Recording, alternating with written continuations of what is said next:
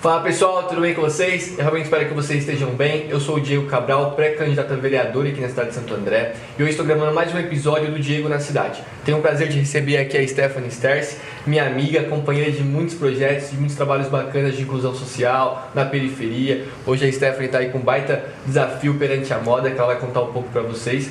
Estamos aqui no bairro Jardim, mais precisamente na Torre Parque Business, aqui da Avenida Industrial em Santo André, num espaço super bacana que ela montou.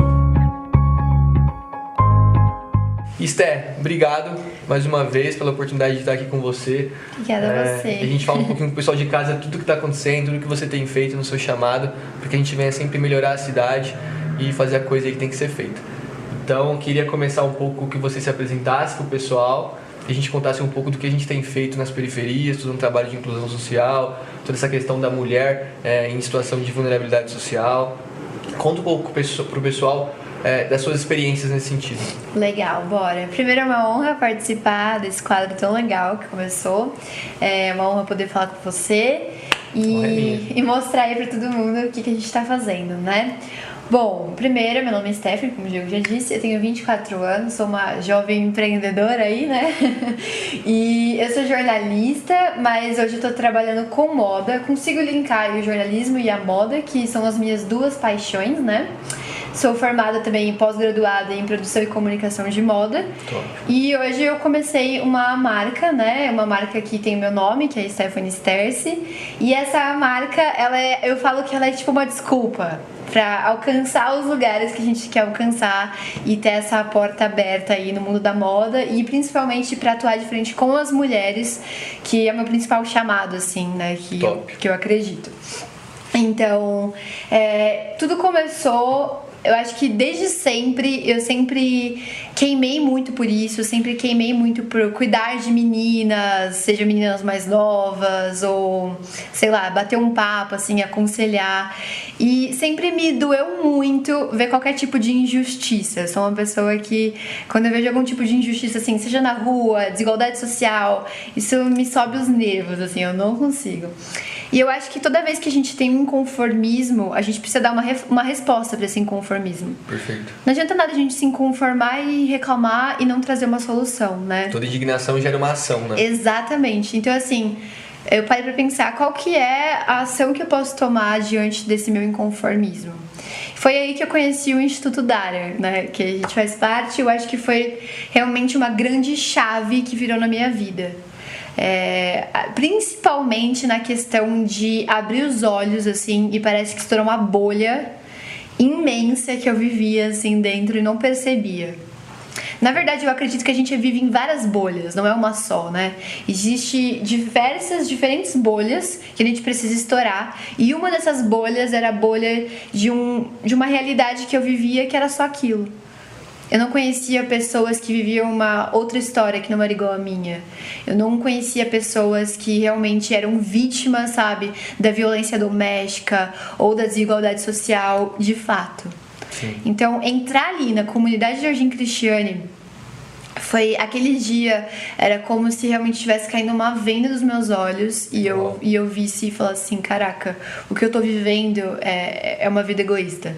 E só para contextualizar o pessoal de casa, o Instituto Darer fica no Jardim Cristiane, aqui em Santo André. É presidido pela pastora Roberta Bember, da Igreja Jardim, também que tem uma missão incrível em comunidade. Já está lá há mais de 5 anos, prestando um auxílio importantíssimo para as crianças, em especial, mas também com todo um cuidado com a família dessas crianças. E aí é onde a gente vai entrar, porque as mulheres normalmente são as chefes dos lares dessas comunidades. Existe uma questão toda de abandono parental muito grande, né?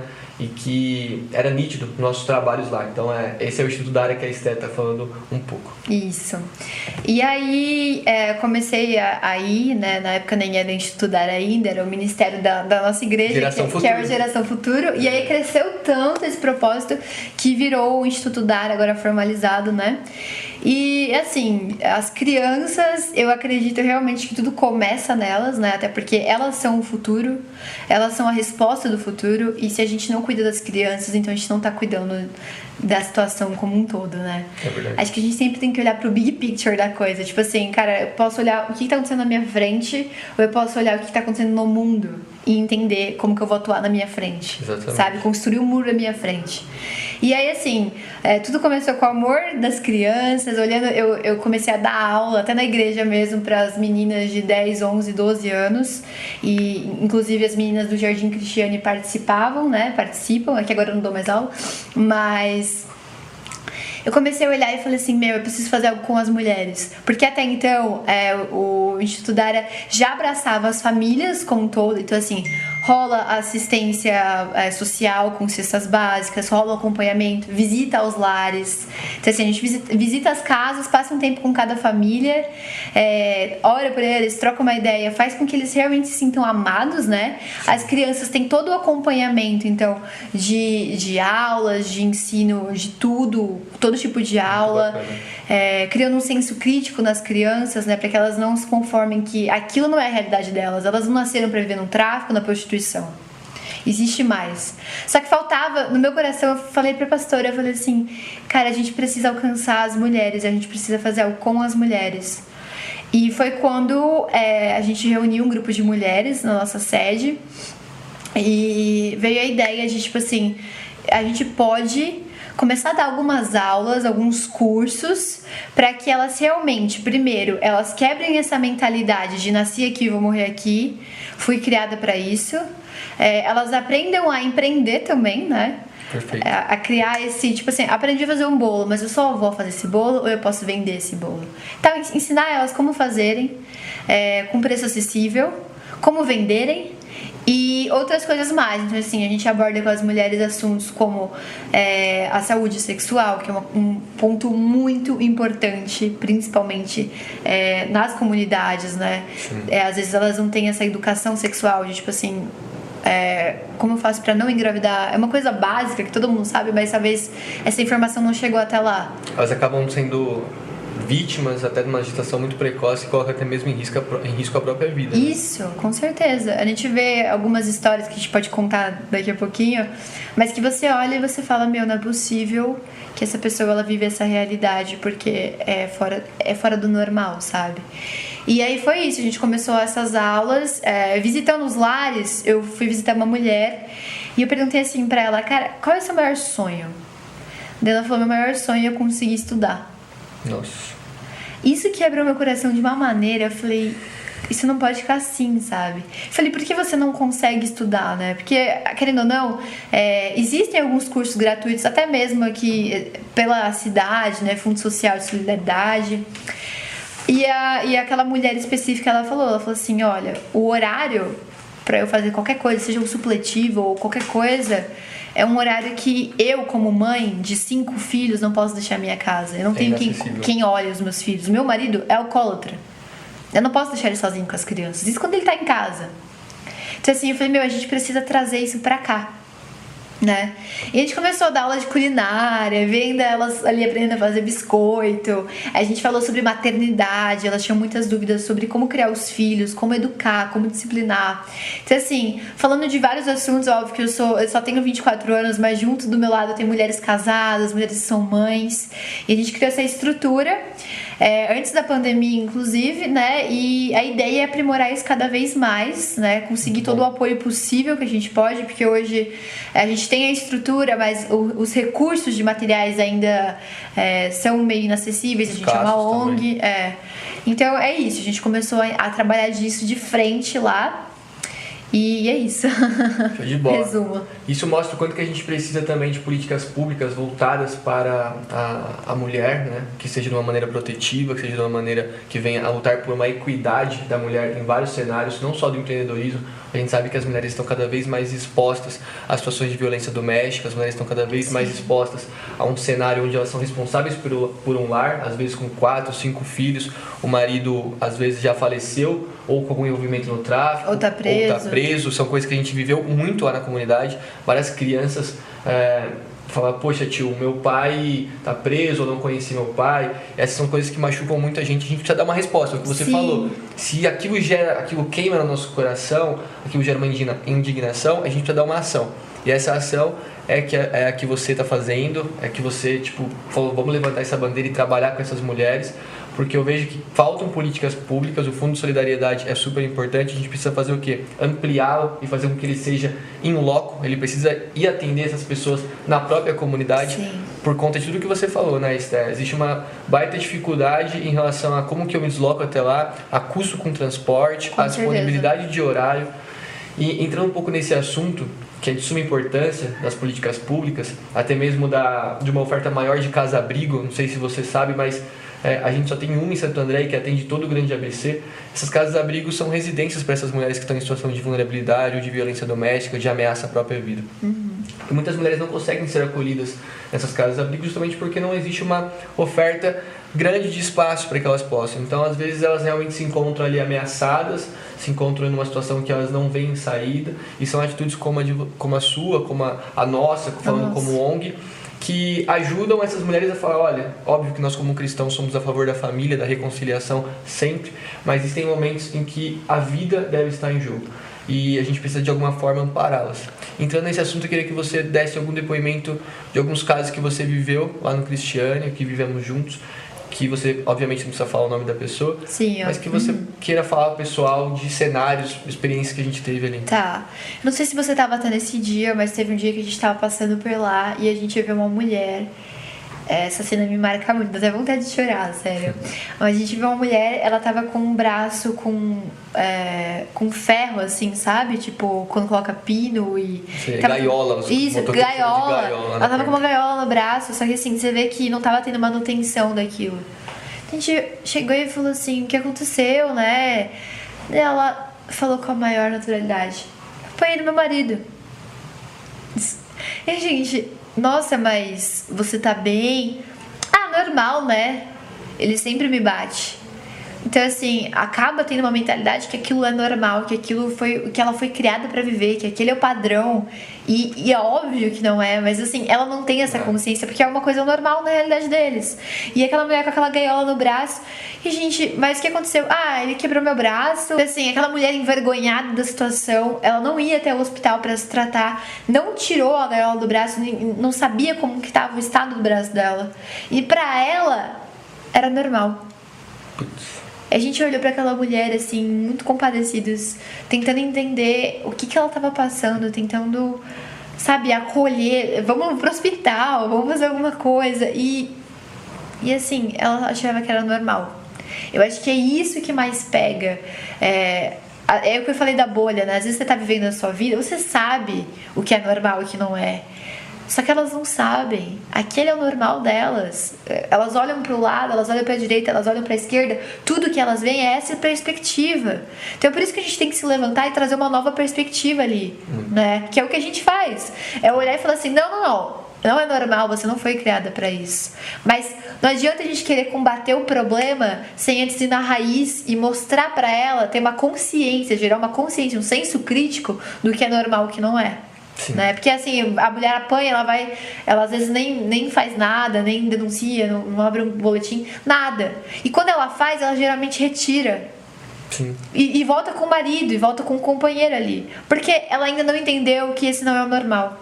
Sim. Ou não sabe como lidar, né? É muito doido você falar isso, porque a gente vê um posicionamento da sociedade, hoje até, que muitas vezes fala briga de marido e mulher, ninguém coloca a colher, ninguém se mete, mas tem que colocar sim, tem que realmente entender aquilo dali como algo da mudança. Nós como jovens, eu falando politicamente, da juventude na política, Esther, da juventude no empreendedorismo feminino, nós temos uma responsabilidade com o amanhã muito grande, nós temos uma responsabilidade de mudar esses paradigmas, inverter essa ótica, né, do problema e trazer as pessoas para a ponta da solução. E eu estava conversando até com o Kagawa, que você conhece bem, pastor da Igreja Por Amor. Beijo, Kagawa. Beijão e abraço pro Kagawa, amigo nosso. E ele falou uma coisa que me sensibilizou muito. Ele falou, Diego, as pessoas julgam muito, mas porque elas não conseguem colocar o óculos da outra pessoa e ver o que a outra pessoa tá vendo. Então você, com o óculos da outra pessoa, você consegue entender. E o que você falou, muitas vezes as pessoas realmente olham e falam, não, ela apanha do marido, mas gosta. Eu nunca vi alguém gostar de apanhar, pelo amor de Deus, isso não existe.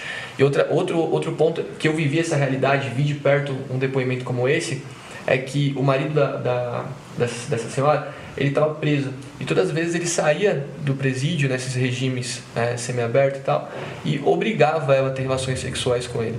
E muitas das vezes sem preservativo. Realmente ele não tinha nenhum interesse disso. O que acontecia? Ela ia lá e engravidava. Isso durante várias vezes. Só que a gente olha para aquela senhora, para aquela moça e fala, pô, marido preso, todo esse cenário e não para de ter filho. Óbvio que existe todo um trabalho de política, de prevenção, que talvez essa moça possa ser orientada para não... Que é o que a gente está começando a fazer. Exato, mas por outro lado ela está sofrendo violência também. Então calma aí, você não está vendo que é todo um outro cenário. Ou tem aquele papo, né? Ah, quer pegar o Bolsa Família. Exato. A gente conhece, né, uma senhora que eu tava conversando com ela e ela falou assim, o único dinheiro que a gente sobrevive aqui dentro de casa é com Bolsa Família. A renda mensal dela, eu não lembro quanto que é, 100 e alguma coisa. Isso é o que ela ganha por mês e é o único dinheiro que entra na casa dela. E essa senhora, ela cria quantos cria os netos. Não vou saber dizer muito, mas só netos são 6. Umas 6 crianças, mais o marido que é alcoólatra. Ela tem uma doença na perna, acho que ela tem trombose. E 100 e poucos reais pra viver por mês. Isso é o que a gente gasta numa saída. Você vai comer uma comida japonesa, um rodízio japonês. Às vezes você gasta isso. É verdade. E eu olhei e eu falei assim, você paga as contas da sua casa, você compra a comida pros seus netos, você compra os seus remédios com 100 e poucos reais por mês? Sim. É legal você falar isso porque o Bolsa Família, ele é muito criticado, tá? Eu acho que volta o Bolsa Família uma série de coisas em questões de fiscalização, de ser muito mais efetivo, de haver um progresso no Bolsa Família, não ser algo que só gera dependência, mas que não gera destino. Com certeza. Só que, por um outro lado, o Bolsa Família precisa ser visto que foi um projeto criado para uma manutenção de uma equidade e de uma erradicação de pobreza e miséria que existia no Brasil. Então, quando ele foi criado, o Bolsa Família ainda tem algumas condicionantes. Então, você recebe o Bolsa Família, mas o seu filho precisa estar em dia com a vacina escolar, precisa estar em dia com o comparecimento escolar, vacina escolar não, né? A vacina de saúde e também com o comparecimento escolar. Por quê? Porque isso diminui a evasão escolar, isso diminui uma série de doenças que as crianças tinham e morriam mais cedo, a taxa de mortalidade infantil era alta. Então, uma política de inclusão e assistencial já de 20 anos, 15 anos com Bolsa Família, conseguiu sim erradicar e avançar em alguns níveis. Então, essas condicionantes do Bolsa Família são importantíssimos. Então, comecem a olhar para o Bolsa Família de uma forma que ele tem condicionantes que ajudam na estrutura dessas pessoas mais periféricas, etc. e tal. Precisamos urgente aumentar a fiscalização, melhorar o plano para que ele seja progressista, mas não vamos olhar só com Bolsa Família como se alguém quisesse depender disso e viver bem, porque eu não acho que alguém vive bem com R$144, R$200, dependendo da quantidade de crianças. Mas legal, Esther. E conta um pouquinho então de onde saiu a vontade de montar a marca Stephanie Sterci, o projeto Ravil, né? Assim pronuncia? Você tá dando um spoiler, mas eu vou explicar. Legal. Então fala um pouco do projeto Ravil, da marca Stephanie Sterci, o que você sonha pro futuro aí da moda. Legal. Eu sempre fui apaixonada por moda, desde pequenininha. Minha mãe ia escolher minhas roupas e eu, não vou usar essa roupa, eu não gostei, eu quero essa daqui. Sempre tive muita personalidade nisso. E minha mãe comprava roupa, eu não usava, porque eu não gostei. Então, eu cresci muito com isso, até porque minha mãe é uma pessoa muito ligada, assim, na moda e tudo mais. Ela gosta de se arrumar e eu passo isso pra mim. Só que até então era só um hobby, uma paixão, ponto. Não tinha visto nenhum propósito nisso. Porque às vezes a gente tem uma mentalidade muito fechada do que é chamado, o que não é, o que Deus pode fazer. Então às vezes a gente também cria uma outra bolha nisso, né? Tipo assim, você só tá fazendo alguma coisa quando você tá em cima de um púlpito, você tá pregando, você tá não sei o quê. E o seu trabalho, não tem nada a ver, né? Verdade. Mas eu acho que quando a gente faz algo com propósito, né? Quando a gente se levanta e faz algo com propósito, aí Deus tá aí, sabe? Aquilo que é aquela diferença entre chamado e vocação. A vocação, algo que você realmente é bom, que você gosta de fazer, e aí o chamado confirmando aquilo que Deus tá te chamando pra fazer, onde você vai atuar. Então, eu comecei a queimar muito por isso. Mesmo me formando no jornalismo, eu falei assim, pra mim, o jornalismo, em resumo, é dar voz pra quem não tem. Ponto. Muito bom. E pra mim a moda é dar voz pra quem não tem. Eu não vejo a moda como uma estrutura de monopólio ou de luxo ou sei lá. Meramente especulação financeira. Exato. Eu vejo a moda como uma baita de uma ferramenta de transformação. Sabe? Algumas pessoas, óbvio, e é por isso que a gente tem que se levantar, faziam um péssimo uso disso, tanto no sentido do trabalho escravo, da exploração, né, do trabalho, que isso também entra no tráfico humano, tanto, sei lá, na prostituição, isso entra também. Muitas vezes algumas meninas, para chegar em alguns pontos da moda, alguns modelos, precisam se sujeitar a algumas coisas, sabe, que não é legal. Várias e várias coisas. Existe uma cadeia que, acho que quando você vai comprar roupa, você não fica pensando na cadeia de produção da sua roupa. Não. Você tá pensando em quanto você vai pagar, quanto mais barato, melhor, e é isso. Verdade. E a gente não para pra pensar que pra eu comprar essa roupa barata, então ela está sendo feita por um custo abaixo do que ela deveria ter sido feita. E para ela ter sido feita por um custo abaixo, alguém está ganhando menos. E esse alguém não é o proprietário, é o costureiro, é o trabalhador. Então, assim, a gente tem que olhar para essa cadeia que existe e é absurda. As maiores marcas, né? A gente não sei citar nomes ou não, mas isso acontece. E é outra coisa que a gente não pode fechar os olhos e fingir que não acontece, né? Então, assim, eu entrei, saí, tava trabalhando no jornal e meu coração tava queimando por algo a mais. Eu já tava dando voz pra quem não tinha, mas eu queria vestir as pessoas de uma nova história. Que eu acho que é isso que a gente vê até na Bíblia, né? Quando Adão e Eva, eles pecam, eles comem lá o fruto e eles percebem que eles estavam nus, eles se escondem. Se escondem. E aí Deus fala assim, não. Em outras palavras, né? Vocês não vão se vestir com uma folhinha aí de figueira, sei lá. Eu vou vestir vocês com uma nova veste. Uma eficiente. Eu vejo que naquele momento Deus estava colocando vestes de justiça, sabe? Tirando as vestes da vergonha e colocando as vestes de justiça e restaurando pela primeira vez a humanidade através de uma roupa. Uau. Então, é isso que eu entendo como moda. Alguém vai comprar a roupa que eu tô fazendo e ela vai se vestir de uma nova história. Seja na autoestima, mulheres entendendo quem elas foram criadas para ser em diversos assuntos. Porque da mesma forma que a pessoa em situação de vulnerabilidade social não sabe quem é, a pessoa que é rica muitas vezes, ela é vazia por dentro. Então a ideia é que todas as mulheres, eu não estou excluindo ninguém, até porque quem sou eu para excluir alguém, mas todas as mulheres se vistam de vestes de justiça. E a base da marca é realmente a justiça social. Então, assim, toda coleção, primeiro, ela vai ter um propósito. A coleção Essência agora, ela fala justamente sobre aquilo que é mais importante, né, gente? A essência. Que a moda, ela passa. Hoje tá na moda usar, sei lá, neon. Amanhã não vai estar mais. Depois pode ser que volte, porque a moda é assim, né? Mas a sua essência, ela é eterna. Até porque quando você morre, você deixa as suas roupas, elas vão se decompor, elas vão passar.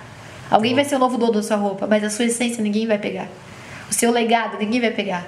Então, assim, essência por isso. E a gente tá usando mulheres como estampas, justamente pra falar assim, você pode ser a estampa de uma camiseta.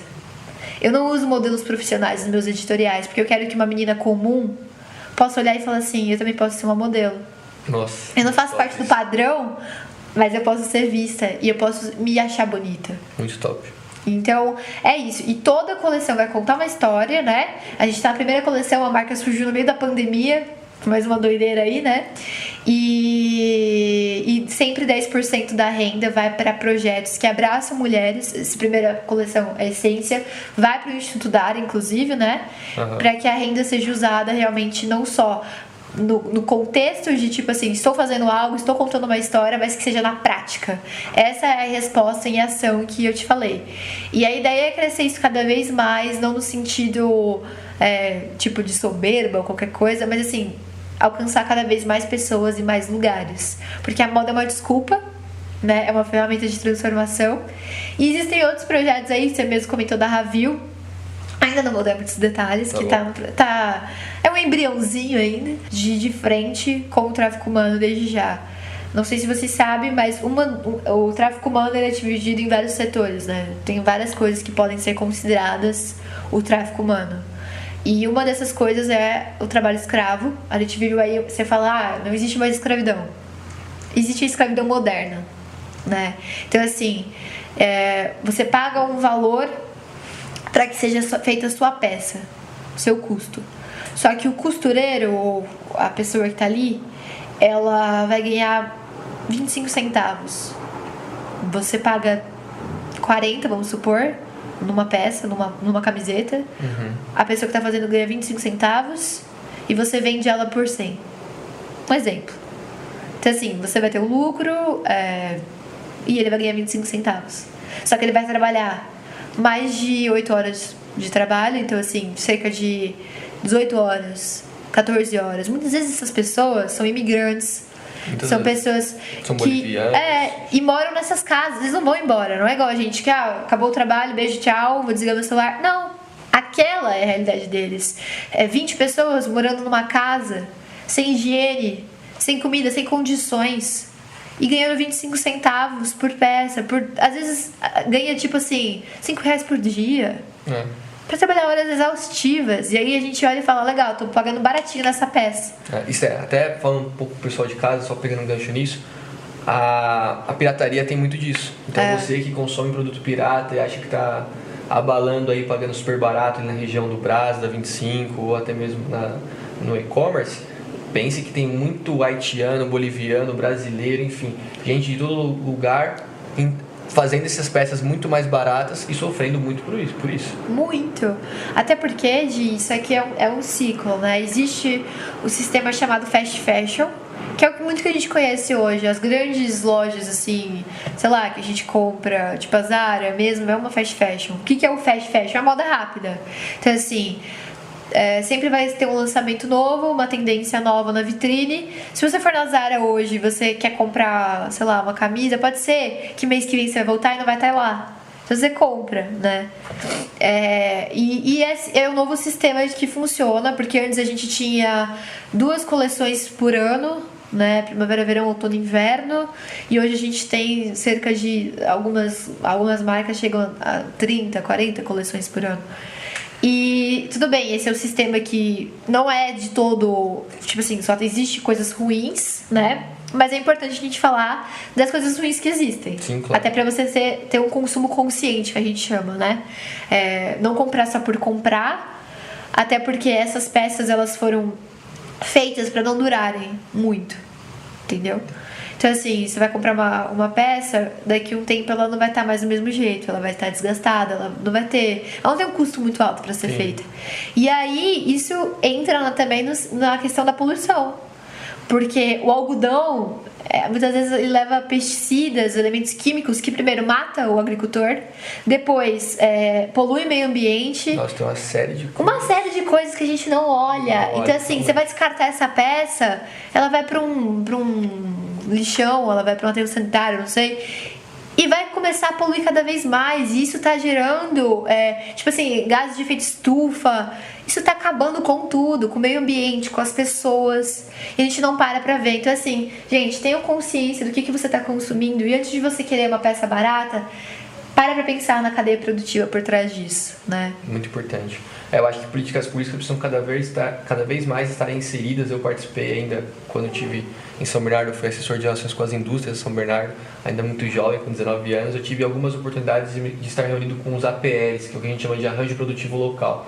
São grupos que se reúnem de empresários de cada setor para discutir as mudanças que vão acontecer no setor ou até mesmo como tornar aquele setor mais sustentável. E um dos arranjos produtivos locais que eu participava era da indústria têxtil. Aqui na nossa região é uma região também de muito fomento à indústria têxtil. E uma das preocupações era justamente essa. Então a gente precisa voltar a ter políticas públicas, voltar a ter grupos de interesse onde o governo, o poder público se aproxima desses empreendedores, dessas indústrias, Sim. onde há, obviamente, um equilíbrio entre o interesse econômico, entre o interesse social. Exato. E, obviamente, de uma política que seja uma política de participação, de inclusão e de proteção para toda essa cadeia, para que a gente possa não ter pessoas sendo exploradas. Entrando um pouco no tema da política, está bem de bate-pronto, eu queria saber se alguma vez houve alguma participação política, alguém da prefeitura, do governo, enfim, se aproximou desses projetos no qual você está inserida, lá no DAR ou aqui mesmo, num tom de deixa eu entender o que você está fazendo, como que a gente pode ajudar, existe uma secretaria disso, existe uma secretaria de assistência social, uma secretaria de inclusão, a gente tem um trabalho com mulheres, gênero, etc e tal. Alguém já se aproximou e falou, pô, estamos aqui, queremos unir forças. Existe alguma participação? Não, nenhuma. Nenhuma. Inclusive seria bem útil, né?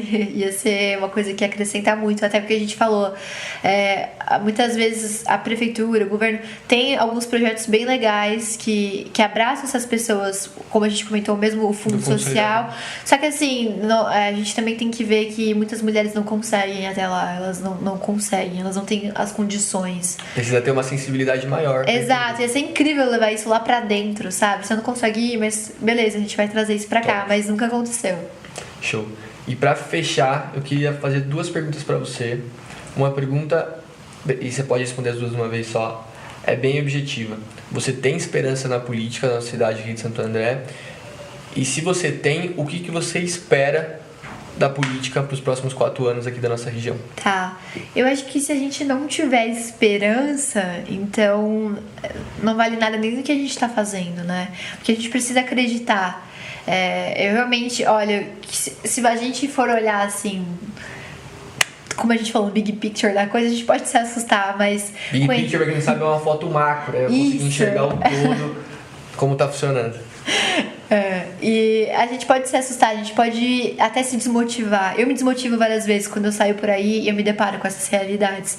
Mas da mesma forma que eu tô me levantando e pra fazer a diferença, eu também não tenho acesso a alguns lugares que eu acredito que somente quem tá dentro da política tem. Então é por isso que realmente precisam se levantar pessoas como você mesmo, que eu conheço, que eu entendo o caráter e que podem se levantar e fazer a diferença. Então, óbvio que eu tenho esperança, óbvio que eu acredito, mesmo que a situação seja drástica, a gente olha e não tem esperança, eu acho que a gente acreditar e entender primeiro em quem a gente tá votando, né?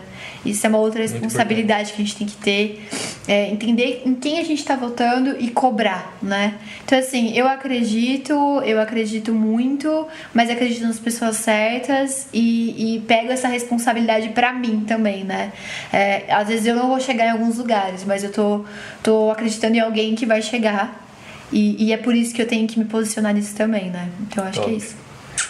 Cara, muito obrigado. O que a Stephanie falou aí é exatamente isso. Nós temos várias esferas da sociedade. Eu sou o Diego, tenho me levantado cada vez mais na esfera política, porque esse é o meu chamado, é o propósito de Deus na minha vida. Isso independentemente de ser eleito ou não em um processo eleitoral. Quando é seu chamado, cara, você levanta e faz, independente do que você Até porque sempre fez, né? Eleito ou não. Graças a Deus a gente sempre teve essa oportunidade de estar fazendo. A Stephanie está aqui na área do empreendedorismo, na indústria da moda. E vocês estão vendo esse vídeo, imagino que Deus possa ter falado com vocês, ou de alguma forma vocês já estão sentindo aquela emoção, sabe? Aquela coisa que chama você para fazer algo. Então faça. Existem várias esferas: comunicação, moda, empreendedorismo, política, saúde, educação. Nossa, existem muitas esferas. A gente precisa de juventude que se levante e que realmente queira fazer tudo isso, queira um mundo melhor. A gente só vai ter esse mundo melhor quando a nossa geração entender esse compromisso e ser parte do propósito. Então, mais uma vez, Esté, muito obrigado por me receber aqui. Tá lindo esse espaço. Desejo toda a sorte do mundo. Desejo todas as coisas boas para você aqui na marca Stephanie Sterce. Eu que confio muito, acredito muito em você. Tenho a honra de estar participando desse processo contigo já há algum tempo. E é isso. Queria agradecer de novo a participação. Pessoal aí, conheçam a Stephanie Sterce, sigam ela no Instagram, sigam quem não segue ainda, sigam a marca. Porque tem muita coisa boa vindo. A gente vem aqui para trazer boas notícias sempre, esperança. É isso aí. Boa? Obrigada, Gi. Foi uma honra participar. Muito obrigada por esse bate-papo. Acho que foi muito edificante, tanto para mim, acredito que pro pessoal que tá em casa também. E coloco à disposição também. Show. Se você também queima aí pelas mesmas coisas, quiser conhecer mais, entender como funciona, bater um papo, também tô à disposição para isso. Mulherada, vamos se levantar. Show. Com as intenções certas e realmente ser resposta e ser voz para aqueles que não têm. Show de bola, obrigado. Esse é o Diego na Cidade. Bora gravar o próximo com quem está ajudando a fazer política de verdade pela melhoria do nosso país e da nossa cidade. Valeu? Tamo junto. Valeu? Tamo junto.